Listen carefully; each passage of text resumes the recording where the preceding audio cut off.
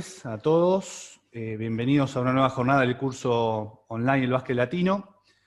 Hoy va a disertar Leandro Amigo, bahiense, licenciado en Kinesiología, ex integrante de Bahía Básquet y integrante del cuerpo técnico que estuvo con la selección argentina en el Mundial 2019. Leandro, bienvenido. ¿Qué tal? Buenas noches, muchas gracias. ¿Cómo estás? Muchas gracias Daniel, Renzo, Juan, Marcelo y todos los integrantes de H Sport por la invitación. Y también muchísimas gracias a todos los que se toman el tiempo de estar presentes para compartir la charla, ¿sí? Decime, Juan, si ya puedo compartir. Sí, si se ya podés escucha compartir. bien. Se escucha perfecto y ya podés empezar a compartir. Les vamos a pedir mientras que silencien los micrófonos y cualquier pregunta que quieran hacerle a Leandro durante el transcurso de la conferencia pueden levantar la mano con la función levantar la mano que tiene Zoom y le realizan la consulta. Gracias. Bien. ¿Se ve bien? Sí. Perfecto. Bueno, ya agradecí a todos los presentes y también, bueno, me quería tomar un minutito para agradecer a mis formadores. Cuando me puse a preparar esta charla fue inevitable recordar todo lo que aprendí de ellos y lo que aprendo de ellos también hoy en día. Ellos son José Osemani y Paulo Macari, son ambos kinesiólogos y referentes en el área y en el deporte. Bien, el título de esta charla es Rol y funciones del kinesiólogo dentro de un plantel profesional, y la idea es poder intercalarlo con lo que fue la experiencia de la Copa del Mundo de China el año pasado. Muy bien, para meternos un poco entonces adentro del tema, cuál es el rol y las funciones, ¿no?, que cumple un kinesiólogo dentro de un plantel profesional. Es de saber que el rol de kinesiólogo se enmarca como parte del cuerpo médico, involucrado en un sistema multidisciplinario, como muestro en este gráfico, donde el jugador, equipo, es el centro. Ahora bien, no es un sistema transversal. Si bien tenemos los mismos objetivos y cada área tiene su objetivo, este sistema lleva explícito una jerarquía y una ejecución interdisciplinaria, que es indispensable para poder tomar decisiones individuales y o grupales o para la comunicación. Entonces, vemos dentro de cada burbuja, ¿sí?, que integran diferentes partes del staff técnico, como dentro del cuerpo médico, junto con el médico, nutricionista, psicólogos, está el kinesiólogo. Acá lo representamos en hechos, tanto en un equipo de Liga Nacional como en la selección argentina. Podemos ver que hay tantos jugadores como miembros de staff, y que son justamente todas estas burbujitas que trabajan en pos del atleta. Ahora bien, como funciones principales, el kinesiólogo tiene que tener en cuenta el cuidado de la salud, la asistencia de lesiones, la prevención de lesiones y otras que, si bien no son puntuales de un kinesiólogo, forman parte, y es la comunicación, la planificación, tanto de entrenamientos, partidos, viajes, etc., las evaluaciones diarias y las estadísticas. Ahora voy a ir desarrollando cada una de estos ítems, como para ir charlando y agregando sobre cada uno. Sobre la planificación de trabajo, siempre se comienza planificando el área propia, cómo se va a trabajar, porque ahí es importante saber con qué infraestructura, con qué materiales, qué tiempos uno dispone, sobre qué equipo va a trabajar, edades, cantidad de jugadores, y planificar tanto la pretemporada, temporada, campeonato, liga o lo que fuere, ¿sí? Todo esto no es todo distinto, porque son distintos tiempos y distintos formatos de trabajo, ¿no?, de partidos y sistemas. Esta planificación, lógicamente, se pone en común con todo el cuerpo técnico, que también tiene su propia planificación, y se arma un lineamiento de trabajo en conjunto y interdisciplinariamente con cada área. obviamente a partir de ahí se van a desprender los objetivos grupales y de cada área. Otro de los ítems que había marcado, que comentaba que si bien no son propios del kinesiólogo, pero hacen al trabajo, es la comunicación. Y en esto quiero hacer un hincapié importante porque sí es transversal a todas las áreas que conforman el staff técnico de un equipo. Y para esto es lo que se plantea siempre en un principio con todo cuerpo técnico, el buen funcionamiento de la comunicación. Y más que nada en salud, debe ser transmitida desde una fuente segura y de manera estratificada, tanto para evitar malos entendidos, decisiones erróneas o conflictos. Y en esto hago hincapié, ya que alrededor de un jugador, ¿sí? Los que comparten equipo saben que cuando ocurre una lesión o hay algún dolor, muchas personas se acercan, ¿sí? Del staff o que por ahí propiamente dicho no sean del staff, y ven el accionar del kinesiólogo, del médico y demás, y se genera muchas veces teléfonos descompuestos y rumores o etcétera sobre una lesión, y tal vez llegan a lugares insospechados, y más hoy en día, como está la comunicación en los medios, etcétera, y no es la realidad, y se transmiten cosas que no son, etcétera, y no está bueno eso ni para el jugador ni para el equipo. Lo mismo ocurre con las decisiones de altas, sugerencias sobre salud, deben partir del cuerpo médico, ¿sí? Decisiones de si un jugador está para jugar o no pueden partir de un asistente o del preparador físico, sin al menos el aval de un integrante del cuerpo médico. Y puntualmente quienes trabajaron sobre la lesión. Es importante para la buena comunicación informes diarios, mensuales y de fin de temporada. Y estos últimos son muy importantes para poder generar una estadística sobre el equipo, sobre el jugador y sobre la liga. Esto es un esquema básico sobre comunicación que puede haber en un equipo donde un jugador le comunica a un kinesiólogo, un médico, una lesión o enfermedad. Y después cómo se va desparramando la información. ¿Sí? El kinesiólogo no va a saltar al dirigente sin hablar antes con el entrenador principal, o tal vez, dependiendo de la gravedad o situación, con un asistente, y que él sea el encargado de hablar con el entrenador, por ejemplo, si un jugador puede entrenar o no, o puede entrenar tal parte de un entrenamiento, ¿sí? O puede o no puede hacer contacto, etc. ¿Sí? Pero esto es importante y es parte de la comunicación diaria. Esto mismo lo paso a un ejemplo real de cuando estábamos en Bahía Basket, no recuerdo qué año, pero bueno, no sé si se ve muy bien, pero es un flujo de comunicación creado para no tener malos entendidos y generar una comunicación eficiente. Ahora bien, para hablar acerca de la comunicación entre los integrantes del staff, y en esto involucro tanto jugadores como colegas, como otros profesionales, es muy importante saber escuchar, generar contacto visual, saber preguntar, y saber cuándo y cómo preguntar. El lenguaje no verbal es importante saber leerlo, porque muchas veces el jugador dice algo cuando está jugando, y el que está sentado en el banco tiene que interpretarlo y actuar antes de que suceda algo, muchas veces.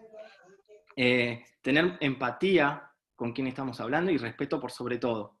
Demostrar afecto y cuánto nos importa. Y en esto es esencial a la hora de cuidar de un jugador.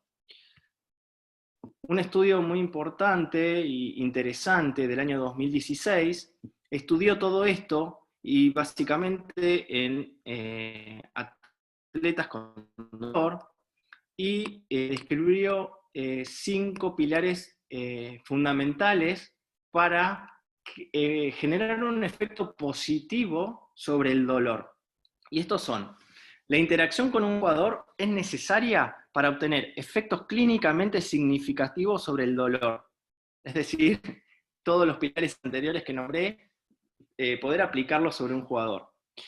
Segundo, solo los jugadores insatisfechos con sus percepciones actuales sobre el dolor, es decir, lo que cree el jugador que le pasa y por qué le duele algo, son propensos a la reconceptualización del dolor. La tercera, cualquier explicación nueva que le demos a un jugador sobre lo que le está pasando debe ser inteligible para el jugador. No podemos venir con teorías raras de dolor, porque eso generaría más confusión y no ayudaría a la resolución del problema. Cuarto, esta nueva explicación debe favorecer beneficiosamente al jugador. No podemos dar una explicación donde el desarrollo y pronóstico sea negativo. Y si así lo fuera, buscar el lado positivo de esa situación para poder beneficiarlo en su desarrollo terapéutico. Y la nueva explicación, por último, debe ser compartida y confirmada por el entorno directo del jugador.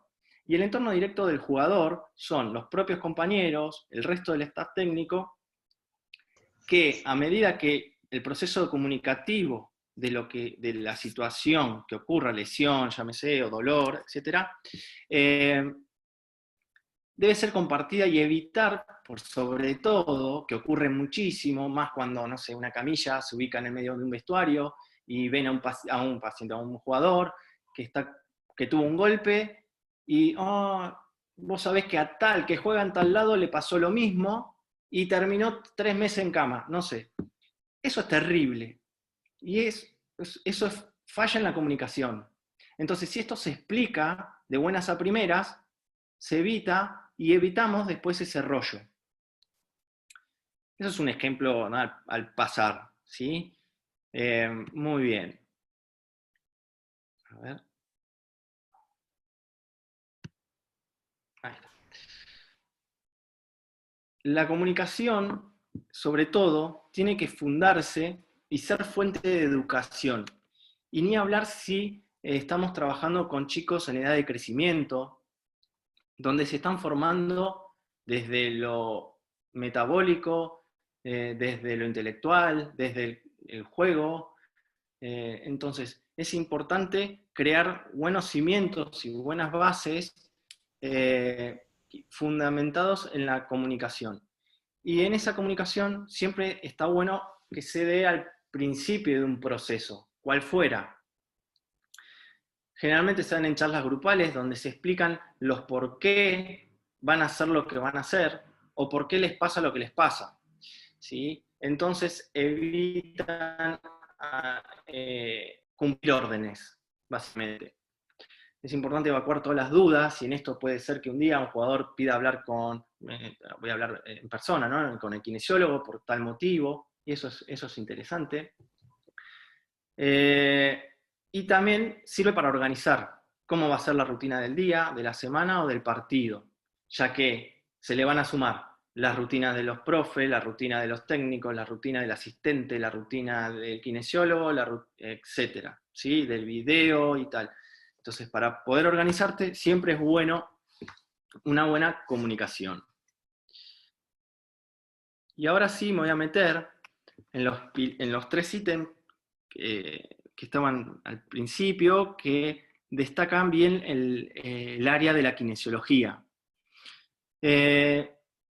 Uno es el cuidado de salud, y en esto somos muchos los que participamos, todo el cuerpo médico participa en esto.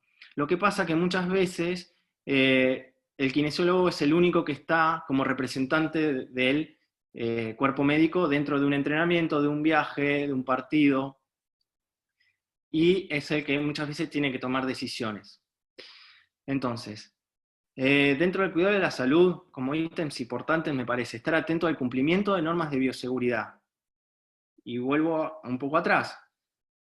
Habiendo comunicado a un jugador que esto es un ejemplo, si se lastiman y están sangrando, deben recurrir enseguida a avisar al fisiólogo, al médico que esté a mano, cubriendo la práctica o partido, para solucionar la situación, para desinfectar la herida, protegerla, ¿sí?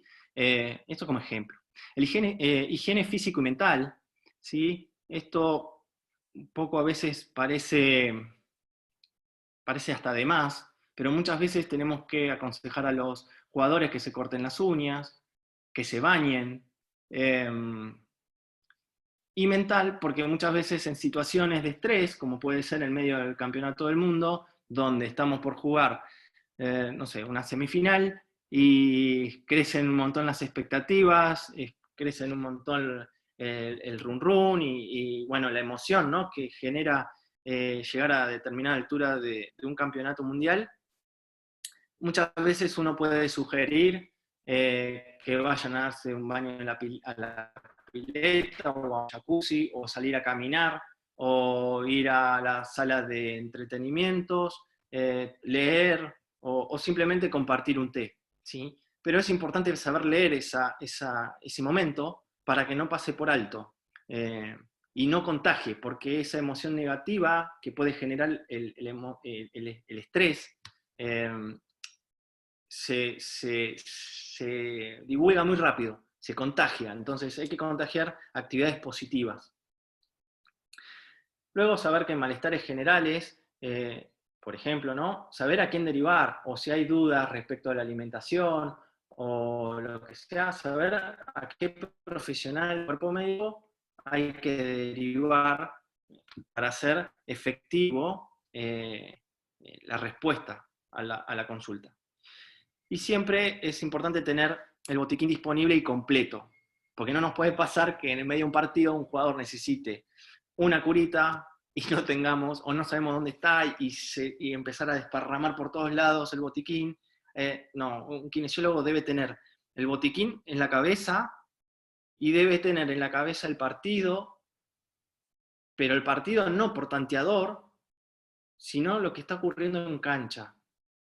Y tampoco si hizo la jugada como correspondía, generó el pick y el roll o lo que sea, sino estar prestando atención al gesto, al gesto que no habla, prestar atención al grito, a la caída, al si alguno renguea, ¿sí? Ese es nuestro partido. Entonces tenemos que estar antes que sucedan las cosas y poder actuar a tiempo. Y tiempo es lo que no tenemos en un partido, porque, por ejemplo, hay un minuto, y en un minuto hay que solucionar tal vez una herida, que el jugador ni idea, porque capaz que le vemos manchada la remera, o nos avisa el utilero o el profe que está a mano, nos dice, che, tiene sangre tal, o alguien que se golpeó y te mira con cara como diciendo, che, me golpeé en la pierna y hacemos algo, y quedan 40 segundos. Entonces, esa cuestión de rapidez es nuestro. Muy bien. Vamos al segundo ítem, que es la asistencia propiamente de las lesiones. Esto es actuar cuando algo pasa. Para esto debo hacer una pequeña introducción en dividir a las lesiones que son traumáticas y las no traumáticas. Las traumáticas son las que suceden luego de un hecho fortuito, inesperado, que puede ser un golpe, pisar a alguien y que se doble un tobillo, un codazo en el medio de la ceja, ¿sí? O tal vez, no sé, alguien que se desmaya, ¿sí? Que si bien no es una lesión traumática, es una cuestión de actuar en el momento y asistir. Y por otro lado están las no traumáticas, que es la típica, che, me pinchó acá, me duele acá, y no sabemos por qué. Pasó en el medio del partido, pero no tuvo golpes, no hubo ninguna frenada, ni nada raro que despierte ese tipo de dolor, que puede ser de cualquiera, ¿sí? Muy bien. Con todo esto, el kinesiólogo debe tomar decisiones. Esas decisiones las basamos en 3 pilares. Uno es la evidencia científica, otro la experiencia, y otro los valores y preferencias del jugador, ¿sí? O las creencias que tiene el jugador. Perdón. Entonces, saber tomar decisiones correctas a tiempo se van a basar en estos 3 grandes pilares. Si bien uno no puede, es difícil contar con los 3 a buenas o primeras a tope, ¿sí? Porque la evidencia científica es todos los días va creciendo, y la experiencia también va creciendo día a día.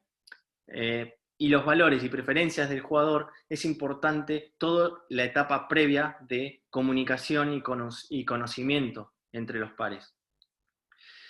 Bien, yendo a la asistencia de lesiones, acá vemos la foto de Facundo Campazzo en lo que fue el Mundial, la gira previa al Mundial, que sufre un esguince de tobillo.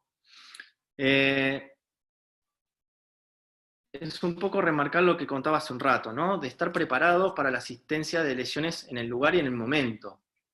Es indispensable tener conocimientos de primeros auxilios y de resucitación cardiopulmonar, saber utilizar vendajes y saber de técnicas manuales para poder resolver alguna situación en el momento. Lógicamente no todo se resuelve en el momento. Hay lesiones, bueno, a ver, o no todas las lesiones se dividen en las mismas etapas. Entonces algunos golpes traumáticos pueden de seguir jugando y otros tal vez no, como es el caso de Facundo, que necesita un proceso de salir del partido, comenzar en ese momento con las primeras etapas de recuperación de un esguince y continuar el proceso terapéutico como ahora vamos a ver. Para eso siempre es bueno tener algoritmos de acción en emergencia y también para la recuperación. Esto quiere decir por ejemplo, y yendo al caso de Facundo, en la gira previa del Mundial, en la selección argentina somos 2 kinesiólogos. Al haber uno de los kinesiólogos entró en cancha, que es Paulo, que se ve ahí en la foto, y se llevó a Facundo directo al vestuario. En ese mismo momento ya estaba preparando todos los materiales que el jefe de equipo le llevó atrás a Paulo al vestuario para poder empezar con los trabajos de recuperación en ese momento. Y me quedo cubriendo el partido. Entonces, un trabajo en equipo, pero que ya estaba premeditado ante cualquier situación. ¿Por qué? Porque pudo haber sido un esguince y tal vez podría haber sido que se desmayaba un jugador y uno tenía que estar con la cabeza en dónde están los paramédicos, con la tabla y los equipos de resucitación, dónde está el vestuario, dónde está la ambulancia, digamos. Todo ese algoritmo ya se sabe previamente ante, por ejemplo, un juego, para poder actuar lo más rápido posible. Esto es partido, entrenamiento, viaje o en la casa del jugador.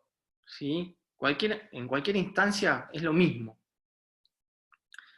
Bien, yendo al caso de Facundo, ahora voy a dar play, me avisan si no se llega a ver los videos. Vamos a ver, ¿cómo? No tengo nada acerca de los primeros momentos adentro del vestuario. Sí vemos un pequeño videito de uno de los trabajos en una de las consultas móviles que teníamos armadas en el hotel, y de los primeros trabajos en pileta, ¿sí? A los 2 días de sucedido el esguince.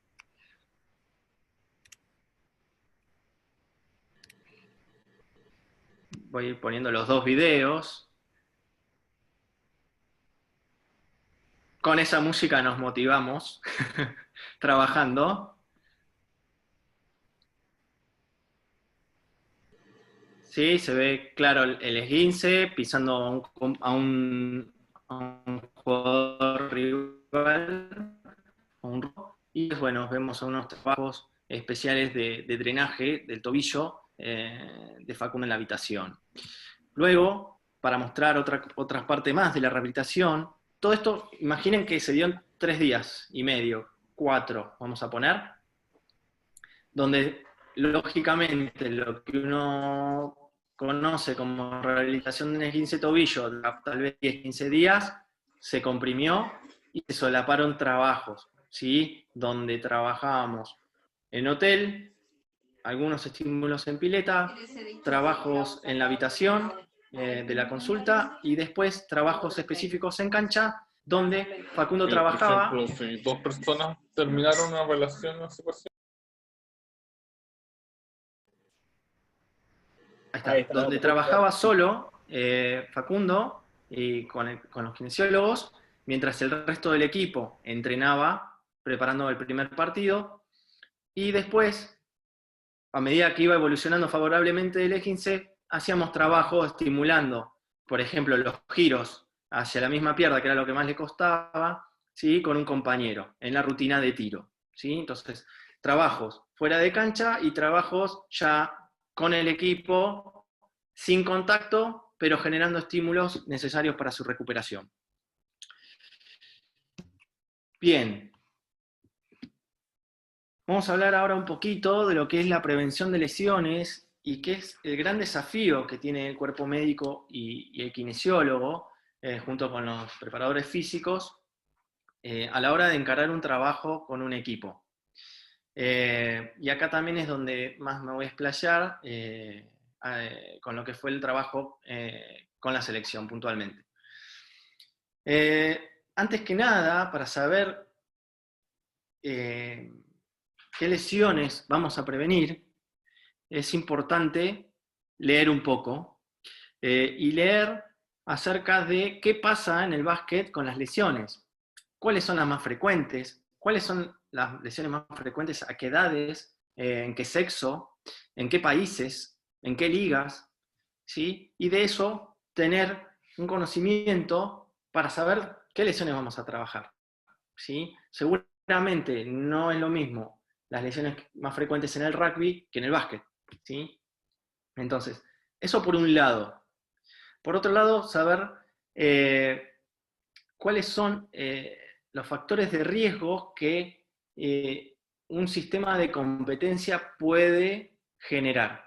Y en esto hay que dividir. Si hablamos de una liga que dura meses y hay mucho viaje, cambios de temperatura, cambios de estaciones, cambios de provincias, o un torneo corto donde tal vez se juega todos los días,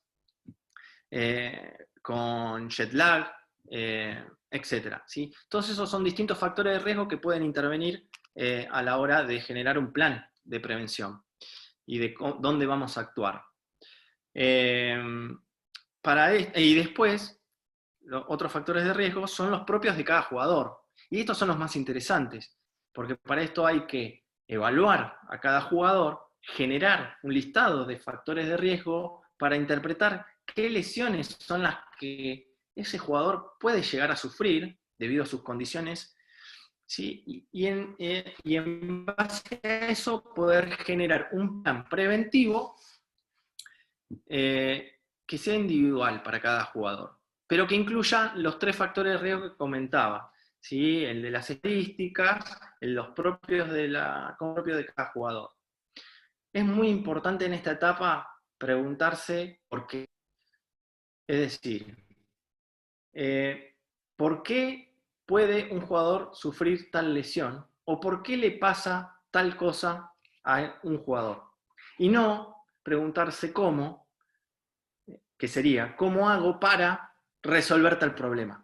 Porque en todo caso, para resolver un problema hay miles de opciones, pero nunca voy a ir a la causa si no me pregunto por qué. De todas formas, hablar de prevención de lesiones es un gran tema, el cual voy a desarrollar el mes que viene en otra de las charlas, donde voy a explayar bien de qué se trata todo esto, ¿sí? Pero bien, algo que me gusta siempre comentar, y nunca está de más, es que el kinesiólogo no es un mecánico, ni el jugador una máquina al que debemos reparar piezas rotas.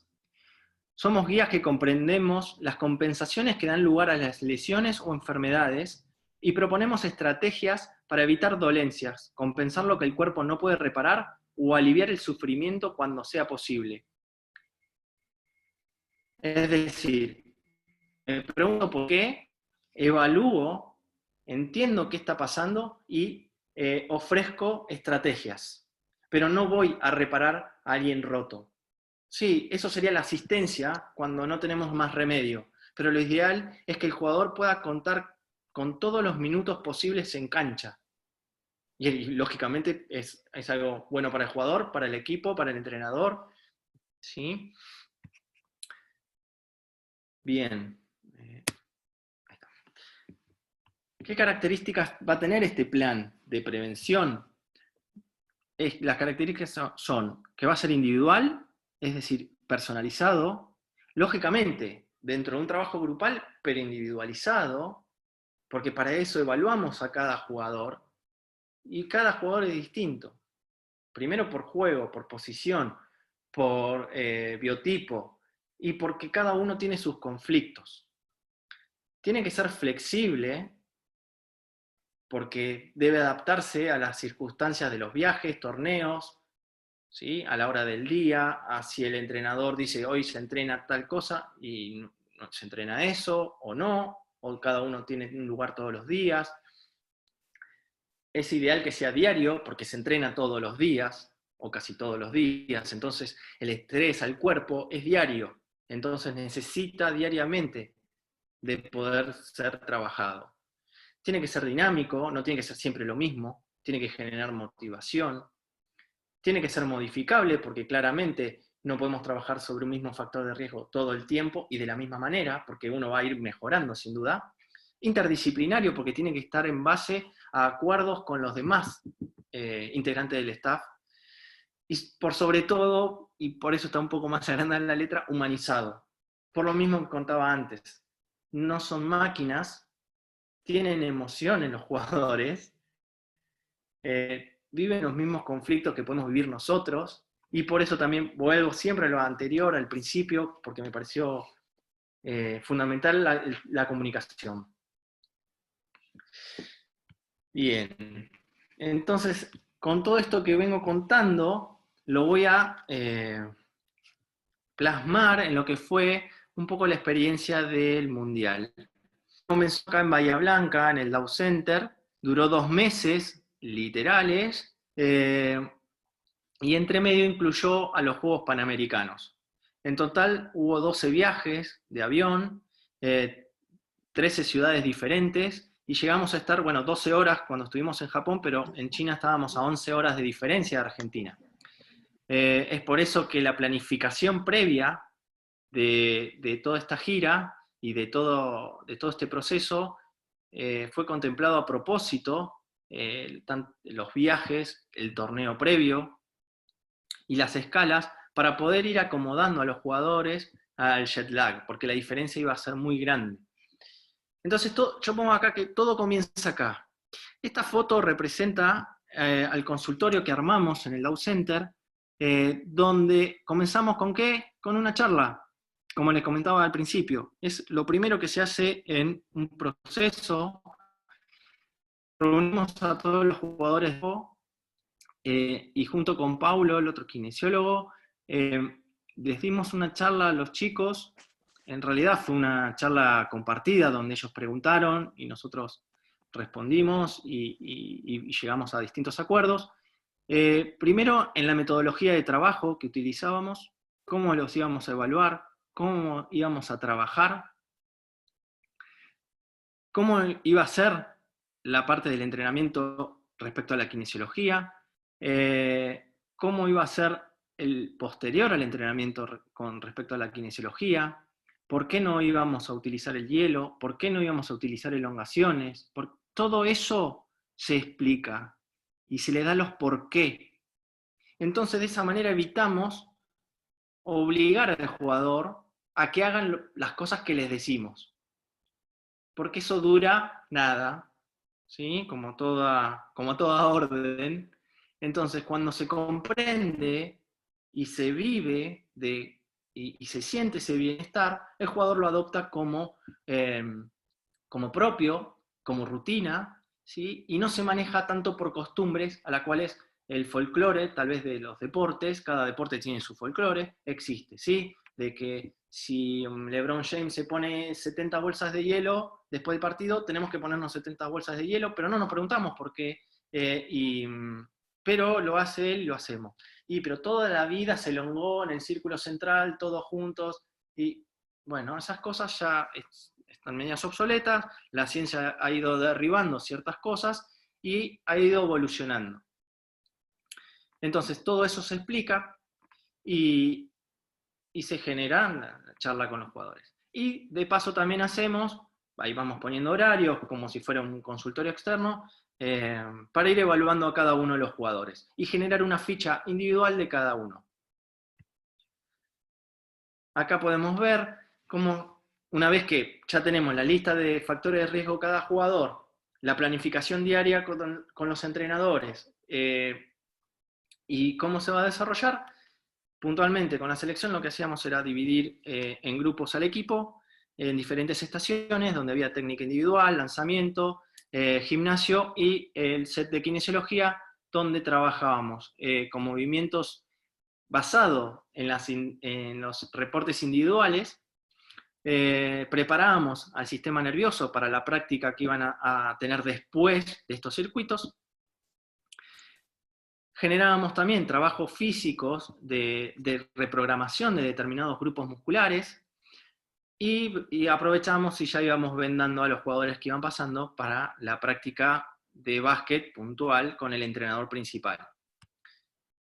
Acá otros trabajos, ¿sí? Fíjense que todos están haciendo algo diferente, pero es porque cada uno es diferente, pero todos están dentro de la misma estación.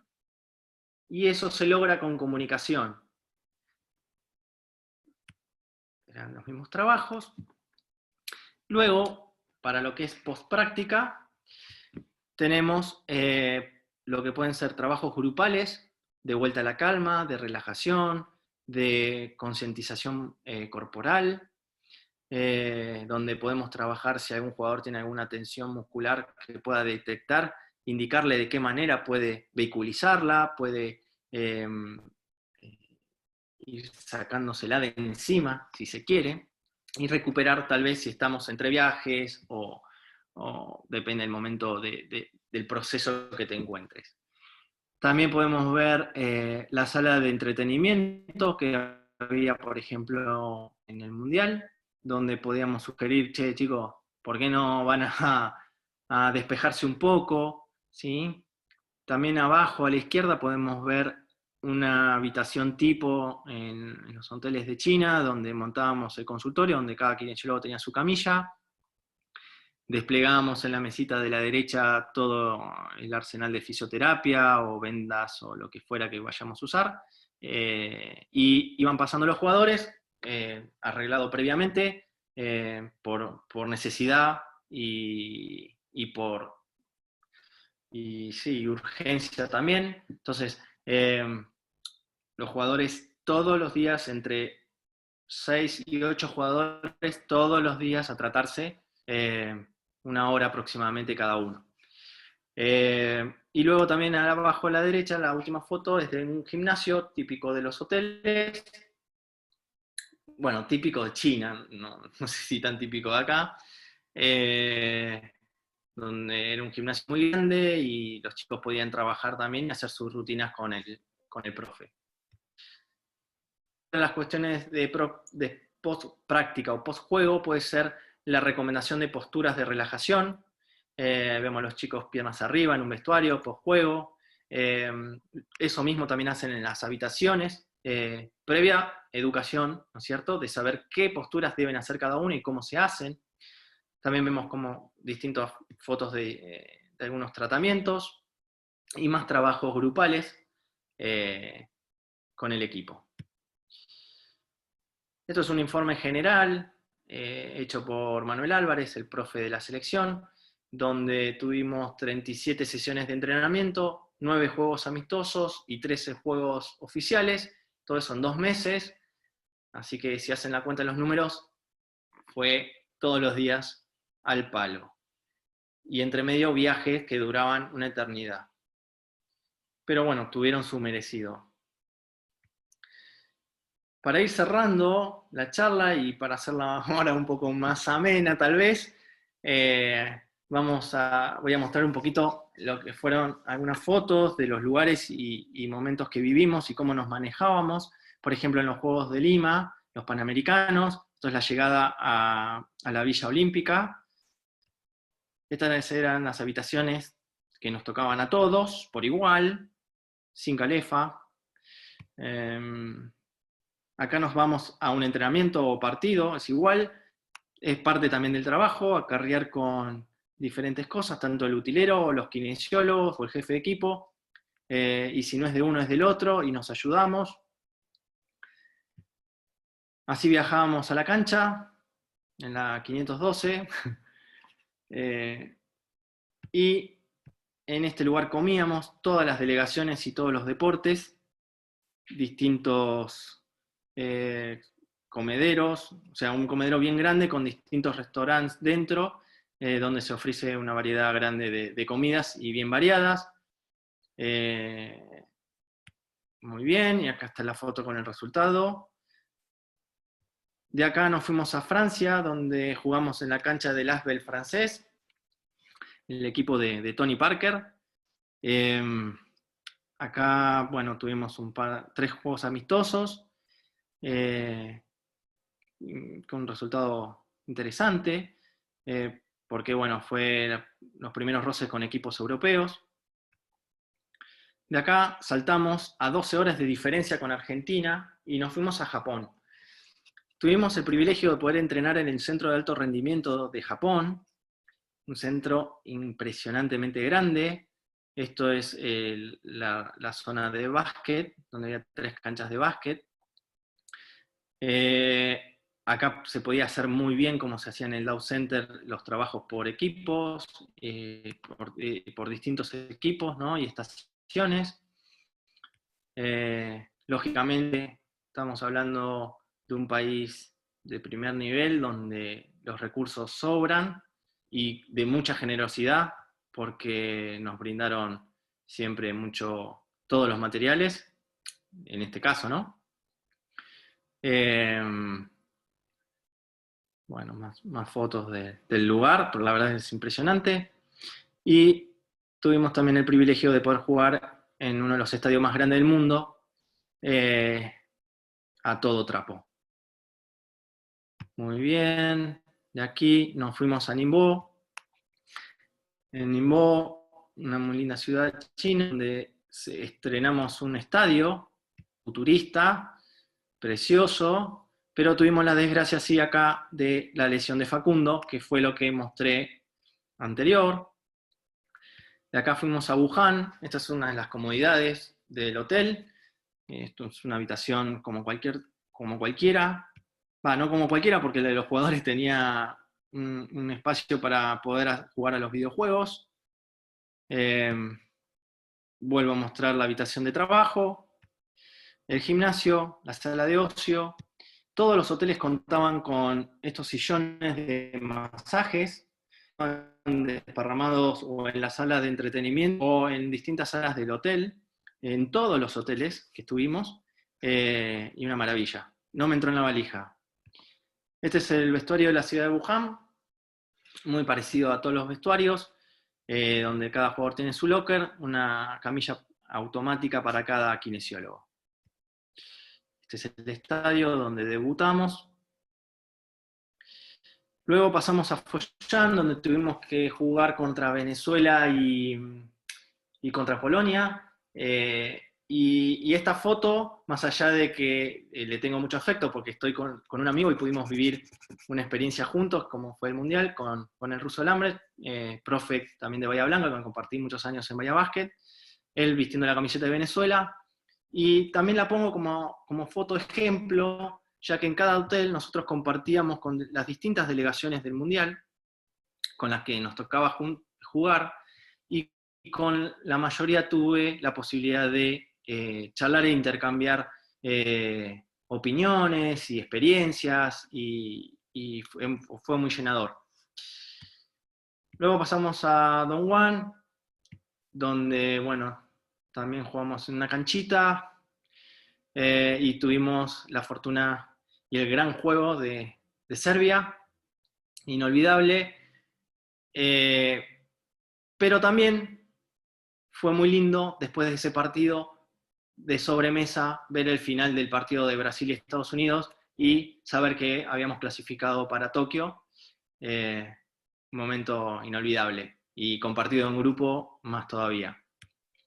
Por último, la semifinal y final, que fuimos a Beijing, con mucha ilusión, muy contentos por matar a Francia, y bueno, y muy felices por el logro del Mundial de haber llegado a la medalla de plata.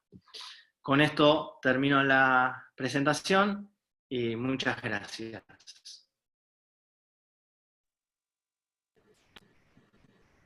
Si puedo salir.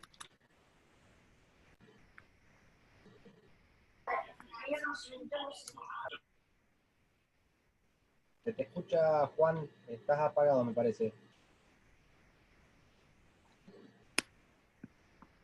A ver. No, sigue apagado. Ahí un poco, pero apenas. Bueno, si no se lo escucho todo el día mientras lo hace, está ahí. Hola. Ahora sí. Qué raro. No, te decía, Leandro, muchas gracias a vos por la disertación, excelente. Todos los conceptos que diste, la verdad que muy buenos. Y vamos a habilitar a los participantes a que puedan levantar la mano con la opción que tienen sobre la derecha de la pantalla y hacerle la consulta que quieran a Leandro. Así que bueno, los esperamos, los escuchamos.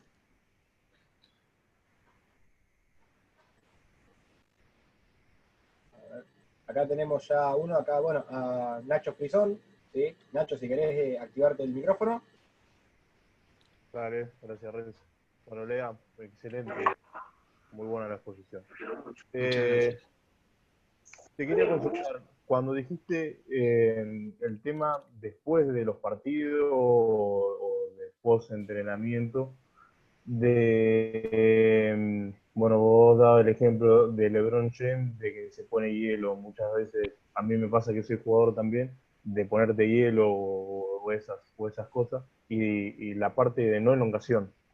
Hoy en día se habla de posturas, posturas relacionadas con el yoga o de relajación o algo así, o a qué te referías, me quedó esa pregunta ahí, que es muy interesante, ¿no? Bien. Bueno, gracias por la pregunta.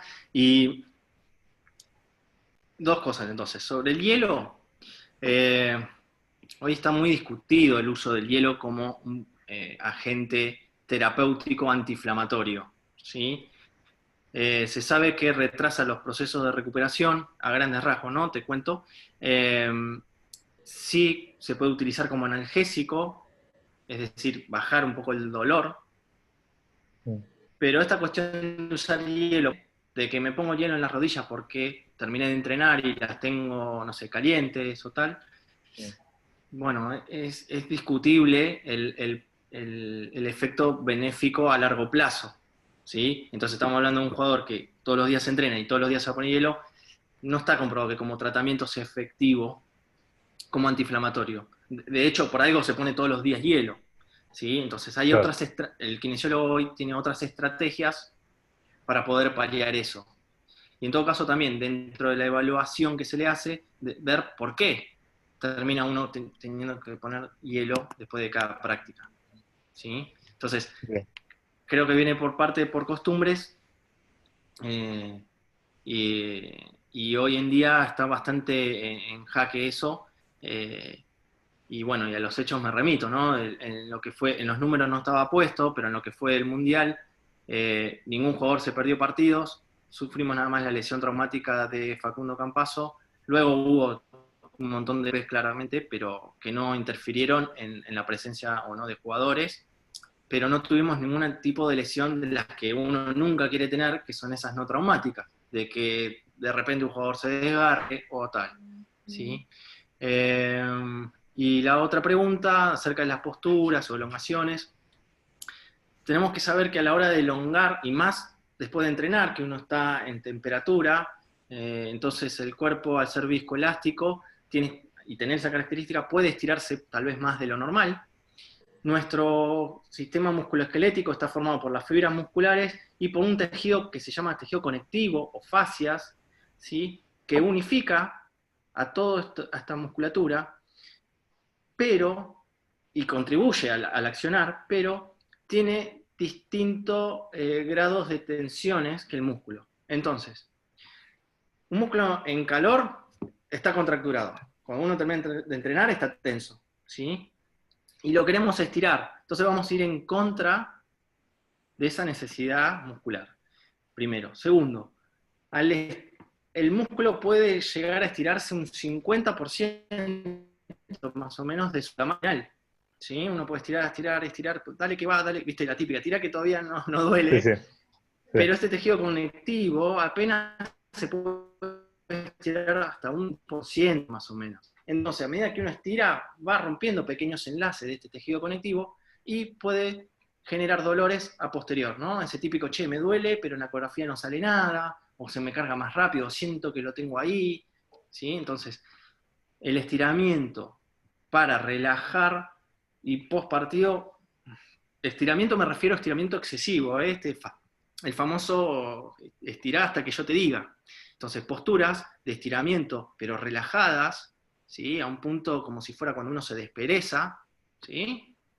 Es más recomendable poner al músculo en estiramiento, pero hasta ese nivel, para no llegar a romper ningún tipo de unión que pueda generar una microinflamación o lo que sea y genere dolor. Bien. Y por ende logre la relajación muscular. Un músculo cuando se lo estira se contractura más. ¿Sí? Sí, Entonces, claro. es por eso. Bien, bueno, súper claro. Muchas gracias. Bueno, gracias Ignacio. Felipe Ahumada, te escuchamos.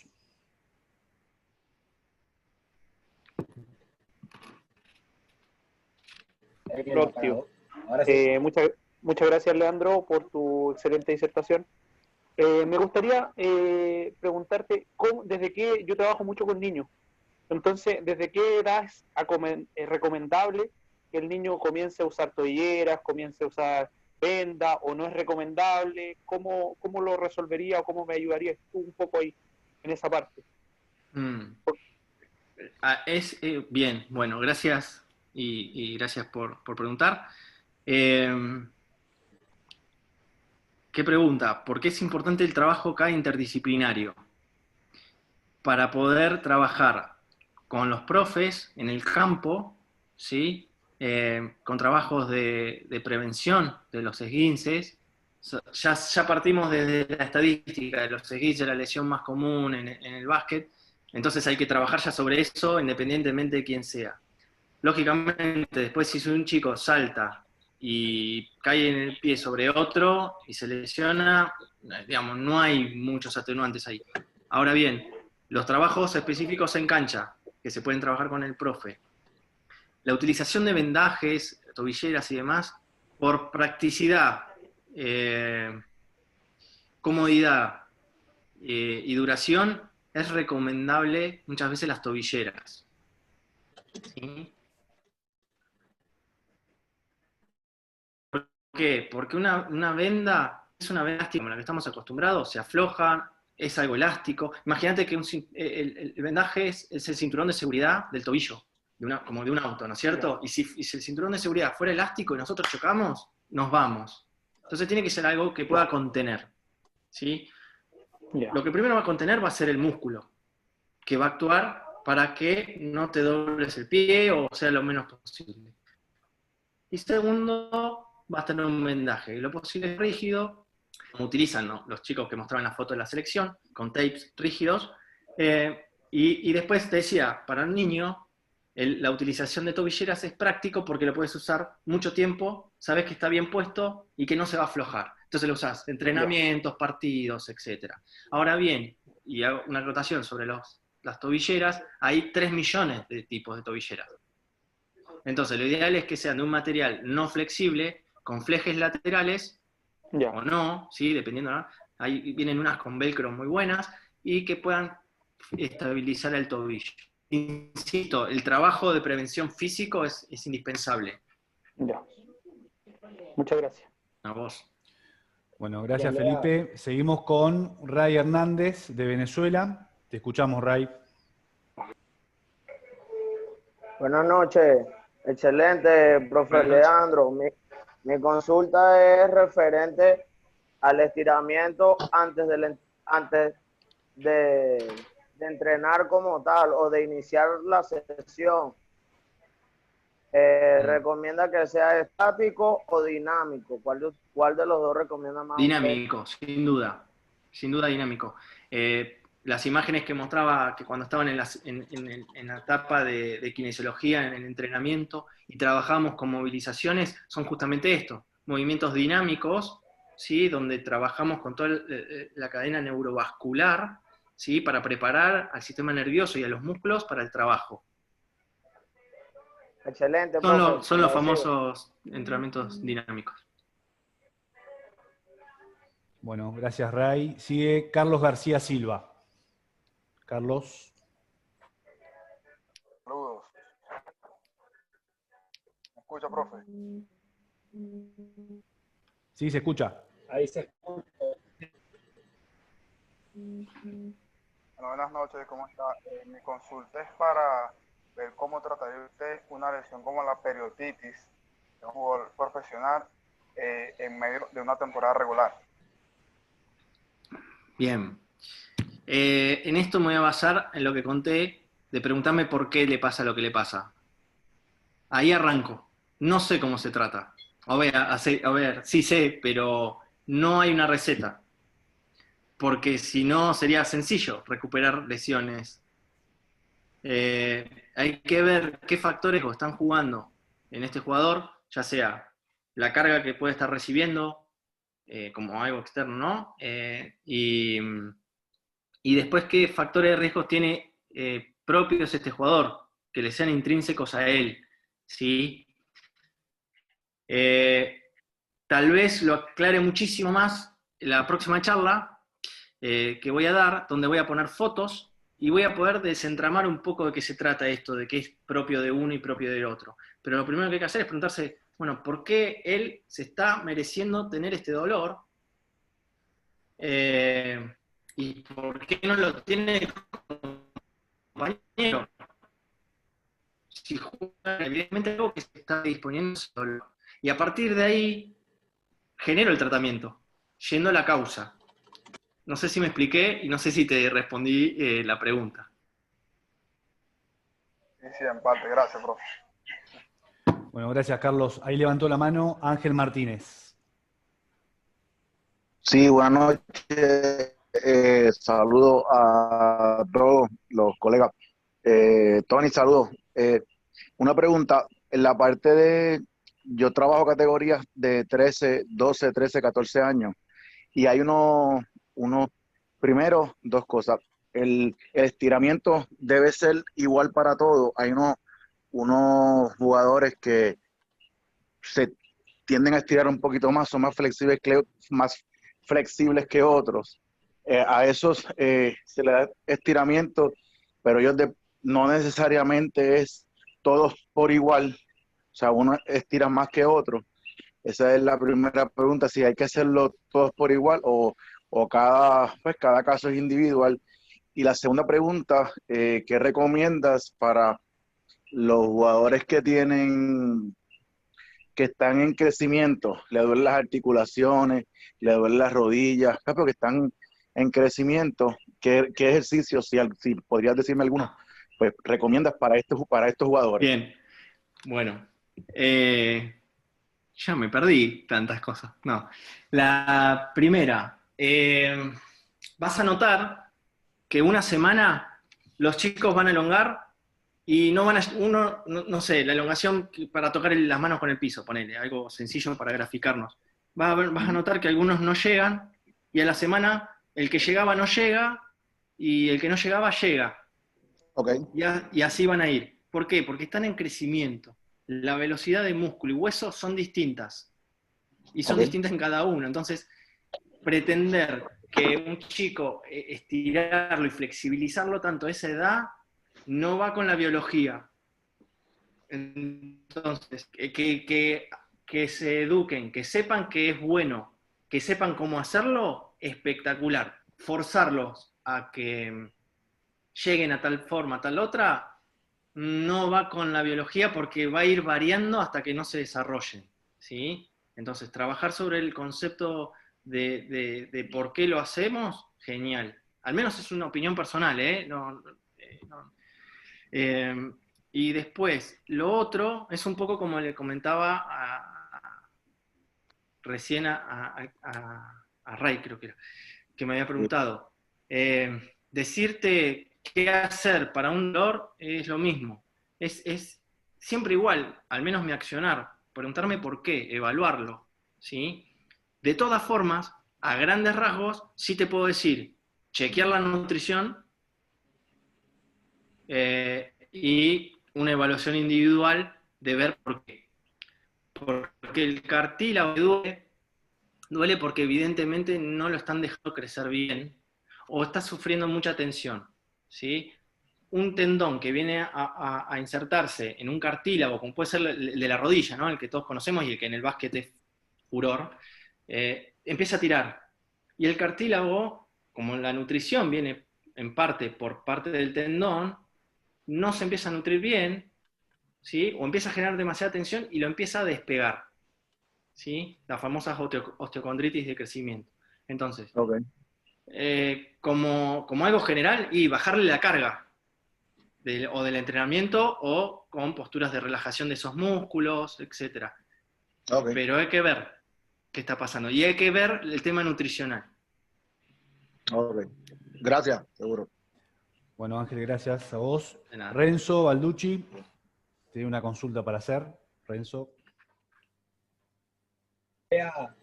Bueno, gracias por la presentación, estuvo genial. Yo quería preguntarte nomás, si esto, suponete, lo trasladáramos a un club en Bahía, formativo, bueno, vos sabés que a lo sumo somos 4 o 5 profes y por ahí contamos con un preparador físico, hoy en día la mayoría tenemos, pero no contamos quizás con un kinesiólogo todo. En el caso de no tenerlo, ¿sí? No te digo que nosotros seamos profesionales en kinesiología, pero ¿cómo podemos hacer para tratar de concientizar a los chicos desde categorías bien menores hasta la mayor y cómo los podemos ayudar en caso de no contar con un kinesiólogo en el club? O sea, por lo menos con qué herramientas podemos sumarnos nosotros como entrenadores, ya sea desde uso de tobillera, bueno, hablaste recién del tema del vendaje o todos los cuidados que pueden llegar a tener.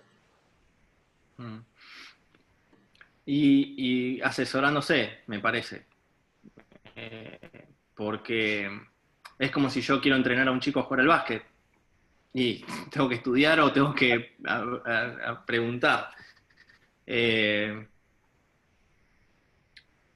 Porque lineamientos generales sí hay, y creo que siempre se vuelve a la base de la pirámide, que es la educación, y fomentar los hábitos. Elongaron fuerte, despacio, me parece que, bueno, están aprendiendo, se va puliendo, pero también se va puliendo a la vez que se va aprendiendo a ver cómo se hace. Pero está bueno fomentar el hábito ya, de generar eso, de que se cuiden o hacer ejercicios para los tobillos, ¿sí? Me parece que va por ahí. Insisto, es una opinión personal.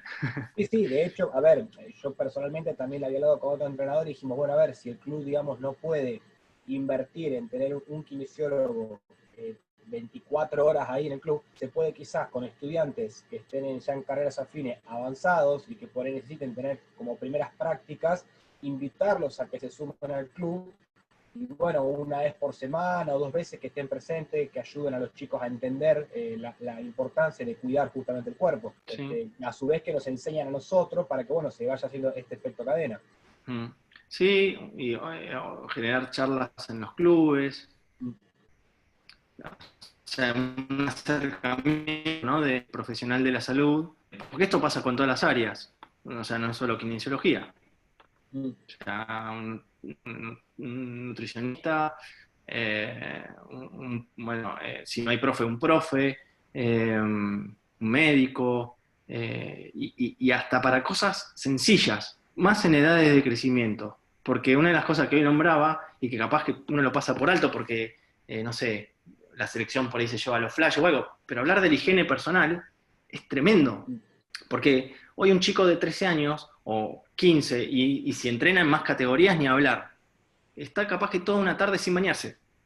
Y vos decís, bueno, pero sí, pero desarrollás hongos, lesiones en la piel, qué sé yo, no sé, y es un deporte de contacto. O sea, entonces, de una cosita pava, y hoy ni hablar con el coronavirus.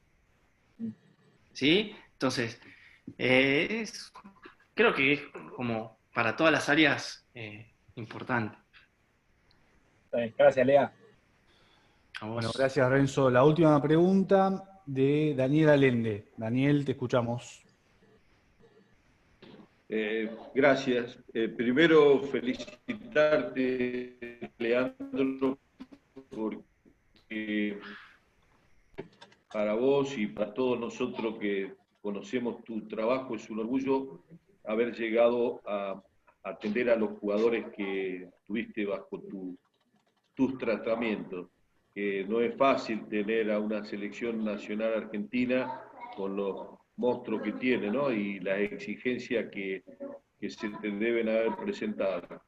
Eso es un mérito tuyo, porque yo nunca he trabajado con vos, pero sí me has ayudado en muchas oportunidades y resuelto algunos problemas. Y la pregunta que siempre me hago, y que una parte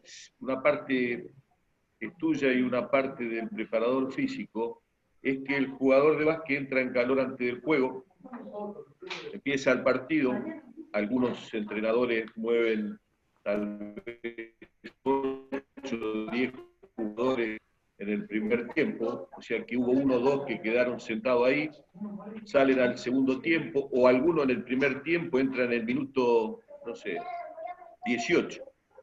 ¿Qué pasó con la entrada en calor esa que se hizo y el jugador entra a la cancha y tiene que entrar porque el entrenador le decimos, Jorge, a la cancha? ¿Qué criterio, qué pensamiento tenés vos de esa situación? ¿No se enfrió el jugador, no produce un riesgo? Y está congelado, básicamente. No, a ver, el tema es cuando es imprevisto. Porque a veces uno sabe que, bueno, me va a tocar entrar o lo que sea, y hay estrategias que uno ya maneja previamente. De hecho, ahora en los partidos de NBA, si uno puede ver, están con las bicicletas al costado de la cancha, y bueno. Estrategias, pero sí es real que si pasa que un jugador no jugó, y si encima en el, no sé, supongamos que terminó a tiempo y hay buenos minutos de entrada en calor, no lo aprovecha porque, no sé, mira la tribuna, congelado. Ahora, si la aprovecha, no es lo mismo que la entrada de calor inicial, lógicamente, pero bueno, es algo. Lo que pasa es que es impredecible, porque uno, si no sabe que va a entrar, lo ideal es que estén siempre preparados. Pero sí está corriendo un riesgo, o sea, no es lo mismo que el jugador que entró en calor, empezó el partido, o el que entró a los 5 minutos, no es lo mismo que el que entra en no sé, los últimos 2 minutos del segundo cuarto o al final del partido. No es lo mismo, no es lo mismo. Tampoco es que están, a ver, yo decía esto de congelado a modo medio humorístico, pero en el nivel de tensión, de adrenalina, de estar en el partido y ya habiendo entrado en calor, que, no sé, estés en el Casanova en julio, que te congelás, puede ser, pero si no, tampoco es que están tan, digamos, esa adrenalina te mantiene. Pero no es lo mismo que el que está jugando, eso está claro. El ripa. Gracias. A vos, Daniel, y gracias por todo lo que dijiste antes. Bueno, Leandro, muchas gracias por la disertación, felicitaciones por tu trabajo en el Mundial y por tu trayectoria, y te agradecemos mucho todos los conceptos que nos dijiste. Bueno, muchas gracias. Así que, gracias y gracias a todos. Te vamos a tener de nuevo. Sí. Son varios bloques los que tenés, así que te vamos a escuchar la próxima vez que disertes. Muchas gracias. Bueno, un saludo para todos y buenas noches. Ya. Bueno.